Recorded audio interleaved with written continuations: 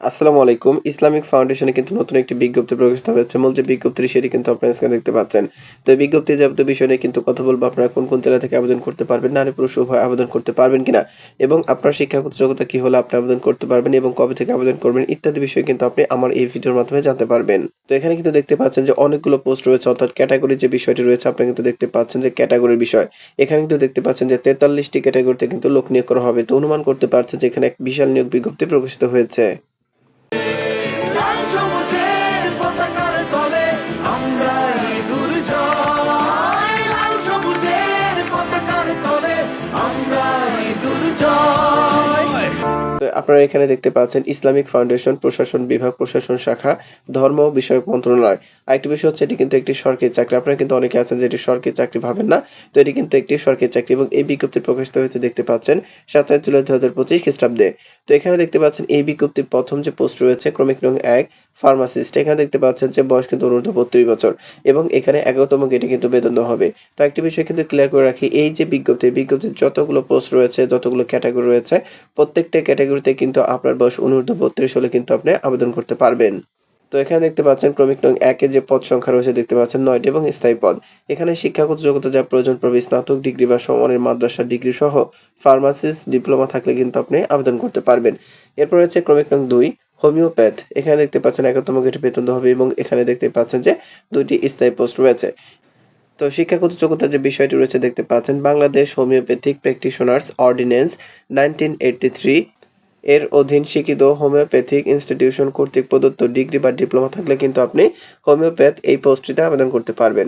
এরপর হচ্ছে ক্রমিক নং ৩ লাইব্রেরি সহকারী। এখানে দেখতে পাচ্ছেন ৩টি স্থায়ী পোস্ট রয়েছে এবং শিক্ষাগত যোগ্যতা দেখতে পাচ্ছেন ফাজিল অথবা কামিল সহ লাইব্রেরি সায়েন্সের ডিপ্লোমা এবং ক্যাটালগার তৈরির কাজে ৩ বছরের অভিজ্ঞতা থাকলে কিন্তু আপনি আবেদন করতে পারবেন। এরপর হচ্ছে ক্রমিক নং ৪ রেফারেন্স সহকারে। এখানে দেখতে পাচ্ছেন যে একটি পোস্ট রয়েছে। শিক্ষাগত যোগ্যতা দেখতে পাচ্ছেন ফাজিল অথবা কামিল সহ লাইব্রেরি সায়েন্সে ডিপ্লোমা এবং ক্যাটালগার তৈরির কাজে ৩ বছরের বাস্তব অভিজ্ঞতা থাকতে হবে। ক্রমিক নং ৫ এ দেখতে পাচ্ছেন লাইন ও মেশিনম্যান। এখানে দেখতে পাচ্ছেন একটি পোস্ট রয়েছে স্থায়ী পোস্ট এবং এখানে দেখতে পাচ্ছেন শিক্ষাগত যোগ্যতা সংশ্লিষ্ট ক্ষেত্রে ৩ বছরের অভিজ্ঞতা সহ মাধ্যমিক স্কুল সার্টিফিকেট বা দাখিল পাস, অর্থাৎ আপনি যদি এসএসসি পাস করে থাকেন বা দাখিল পাস করে থাকেন তাহলে কিন্তু আপনি আবেদন করতে পারবেন।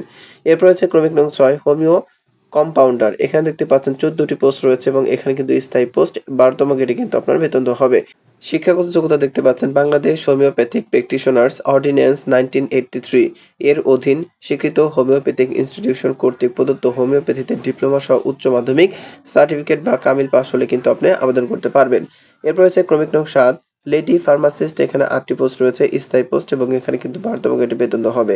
শিক্ষাগত যোগ্যতা দেখতে পাচ্ছেন উচ্চ মাধ্যমিক সার্টিফিকেট বা আলিম পাস সহ প্যারামেডিক্যাল বা সংশ্লিষ্ট বিষয়ে ডিপ্লোমা থাকলে আপনি আবেদন করতে পারবেন।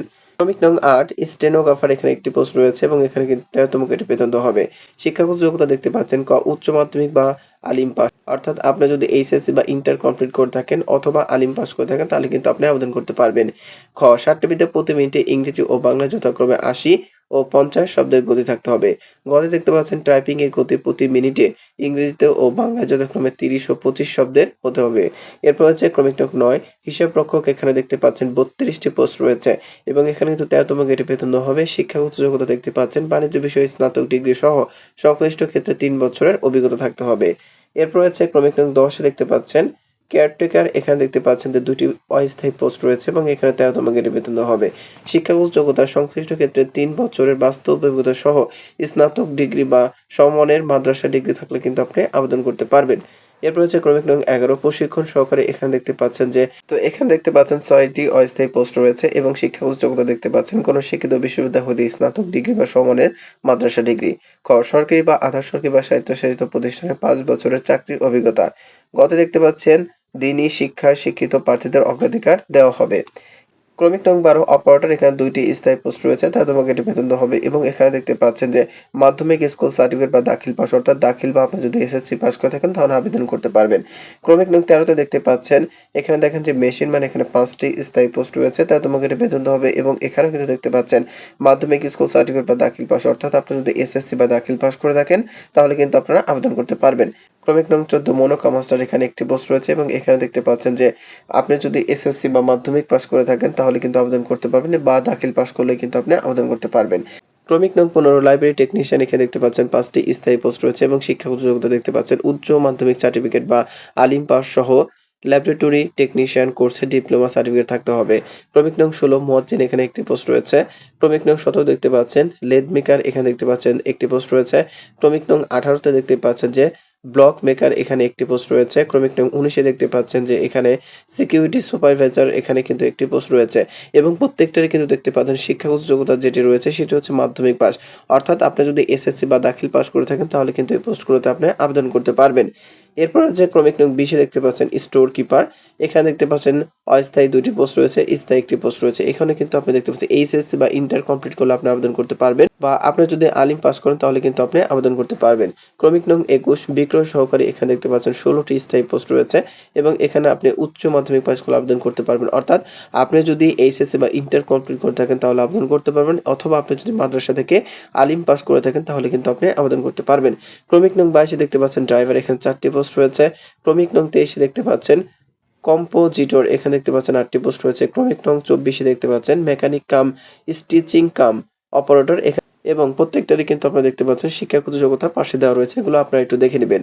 এরপর হচ্ছে ক্রমিক নং 25 এ দেখতে পাচ্ছেন বেসম্যান, এখানে 2টি পোস্ট রয়েছে। ক্রমিক নং 26 দেখতে পাচ্ছেন কম্পাউন্ডার হোমিও, এখানে একটি পোস্ট রয়েছে। ক্রমিক নং 27 এ দেখতে পাচ্ছেন স্যানিটারি ইন্সপেক্টর, এখানে দেখতে পাচ্ছেন একটি পোস্ট রয়েছে। এরপর হচ্ছে ক্রমিক নং 28 এ কিন্তু আপনারা দেখতে পাচ্ছেন হিসাব সহকারী। ক্রমিক নং 29 অফিস সহকারী কাম কম্পিউটার মুদ্রাক্ষরিক, এখানে কিন্তু দেখতে পাচ্ছেন অফিস সহকারী কাম কম্পিউটার মুদ্রাক্ষরিকে কিন্তু দেখতে পাচ্ছেন যে 74 জন লোক কিন্তু নিয়োগ দেওয়া হবে এবং ক্রমিক নং 28 এ দেখতে পাচ্ছেন হিসাব সহকারী, এখানে 11 জন লোক নিয়োগ করা হবে এবং এখানে কিন্তু স্থায়ী পোস্টে লোক নিয়োগ করা হবে এবং প্রত্যেকটাই কিন্তু আপনি দেখতে পাচ্ছেন উচ্চ মাধ্যমিক বা এসএসসি বা ইন্টার কমপ্লিট করলে আবেদন করতে পারবেন এবং আপনি যদি মাদ্রাসা লাইন থেকে পাস করেন তাহলে কিন্তু আলিম পাস করলে আপনি আবেদন করতে পারবেন। এরপরে আরো কিছু পোস্ট রয়েছে, আপনারা কিন্তু দেখতে পাচ্ছেন প্রত্যেকটা পোস্টের পাশে কিন্তু আপনি দেখতে পাচ্ছেন শিক্ষাগত যোগ্যতার কথা বলা রয়েছে এবং এখানে কিন্তু একটি বিষয় দেখতে পাচ্ছেন যে ক্রমিক নং 39 এ দেখতে পাচ্ছেন অফিস সহায়ক, এখানে দেখতে পাচ্ছেন যে 85টি পোস্ট রয়েছে এবং এখানে 20তম গ্রেড বেতন দেওয়া হবে এবং এখানে দেখতে পাচ্ছেন 8ম শ্রেণী পাস বা সমমানের মাদ্রাসা শিক্ষা। অর্থাৎ আপনি যদি ক্লাস 8 পাস করে থাকেন তাহলে কিন্তু আপনি দেখতে পাচ্ছেন অফিস সহায়ক এই পোস্টটিতে আবেদন করতে পারবেন বা আপনি যদি মাদ্রাসা থেকে পাস করে থাকেন 8ম শ্রেণীর সমান তাহলে কিন্তু আবেদন করতে পারবেন। তো এখানে আরো কিছু পোস্ট রয়েছে, আপনারা এখানে দেখতে পাচ্ছেন প্রত্যেকটা পোস্টের পাশে কিন্তু দেখতে স্থায়ী কথাগুলো লেখা রয়েছে। তো এগুলো কিন্তু সবই স্থায়ী পোস্টের নিয়োগ এবং শিক্ষাগত যোগ্যতা দেখতে পাচ্ছেন এখানে ম্যাক্সিমামই কিন্তু 8ম শ্রেণী পাস করলে আবেদন করতে পারবেন। তো আশা করছি এই বিজ্ঞপ্তির যে বিষয়গুলো সেগুলো কিন্তু আপনি বুঝতে পেরেছেন। যদি আপনার বুঝতে অসুবিধা হয় তাহলে কিন্তু আপনি আমার ভিডিওর কমেন্ট বক্সে কমেন্ট করে জানাতে পারেন, আমি বুঝিয়ে দেওয়ার চেষ্টা করব।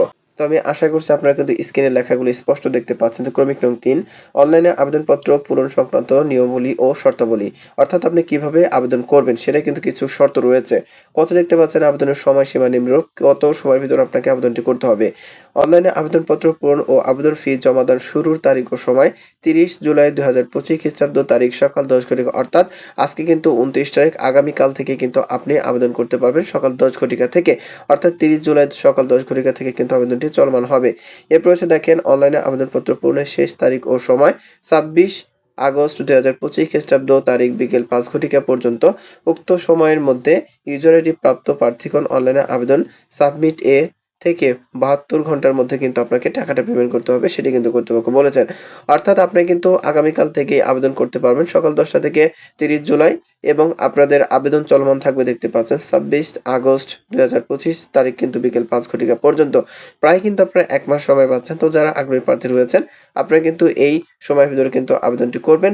এই আবেদনের মাধ্যমে কিন্তু আপনার একটি চাকরি কিন্তু হলেও হতে পারে এবং আপনি কিন্তু আপনার জীবন থেকে বেকারত্ব যে নামটা সেটা কিন্তু আপনি ঘুচিয়ে নিতে পারেন এই আবেদনের মাধ্যমে। তো এখানে আরো কিছু কথা বলার হচ্ছে, আপনি কিভাবে আবেদন করবেন, কত সময়ের ভিতরে আবেদন করবেন, এই বিষয়টি কিন্তু কর্তৃপক্ষ উল্লেখ করে দিয়েছেন।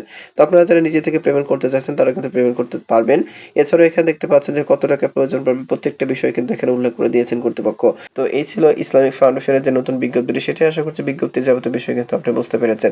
তো আপনি যদি সবার আগে সকল ধরনের চাকরি নিয়োগ বিজ্ঞপ্তি পেতে চান তাহলে অবশ্যই আমার আনএমপ্লয়েড BD23 ইউটিউব চ্যানেলটি সাবস্ক্রাইব করে বেল বাটনটি বাজিয়ে রাখবেন। আরেকটি বিষয় হচ্ছে আমার চ্যানেলে অসংখ্য নিয়োগ বিজ্ঞপ্তি প্রকাশ করা রয়েছে যেগুলোর আবেদন চলমান, আপনি চাইলে কিন্তু আমার চ্যানেল থেকে ঘুরে আসতে পারেন।